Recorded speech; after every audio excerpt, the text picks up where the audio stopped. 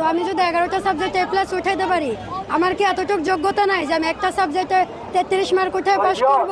একটা মানুষের জীবনে ফেল পাস এটা কেন তাদের জীবনে মেন কাহিনী হবে? আমরা এটা চাচ্ছি না। আর খাতা তো দেখাইছে বাচ্চাদের দিয়া, টিকটকার বাচ্চাদের দিয়া দেখাইছে।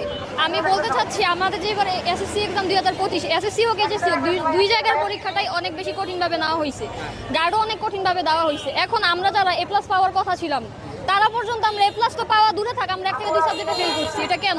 আমাদের খাতা কেন টিকটকাররা দেখবে? আমাদের খাতা কেন গুরুত্বপূর্ণ সহকারে দেখা হয় নাই?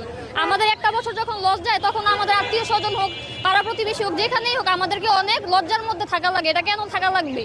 একটা মানুষের জীবনে ফেল পাস এটা কেন তাদের জীবনে মেন কাহিনী হবে? আমরা এটা চাচ্ছি না। আমরা চাই আমাদের সাপ্লিমেন্টারি এক্সাম দেওয়া হবে এবং এমসিকিউ সিকিউ মিলে আমাদের পাস দেওয়া হবে। কারণ আমরা অনেকে সিকিউতে পাস করার পরে এমসিকিউতে একটা কম পেলে আমরা একদম ফেল করে ফেলি। এটার কারণ কি? আমরা মানুষ, আমাদের সবার এত ফেলের কারণ এটাই যে আমাদের এমসিকিউর পাস আলাদা ছিল, সিকিউর পাস আলাদা ছিল, এবং আমাদের খাতাগুলো গুরুত্বপূর্ণ সহকারে দেখা হয় নাই। এটাই হচ্ছে তার মেন কারণ।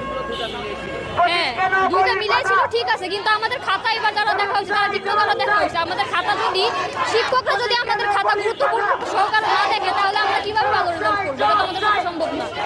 আমার 11টা সাবজেক্টে A+ আসছে আর একটা ফেল আসছে। তো আমি যদি 11টা সাবজেক্টে A+ উঠাইতে পারি, আমার কি এতটুকু যোগ্যতা নাই যে আমি একটা সাবজেক্টে 33 মার্ক উঠে পাস করব?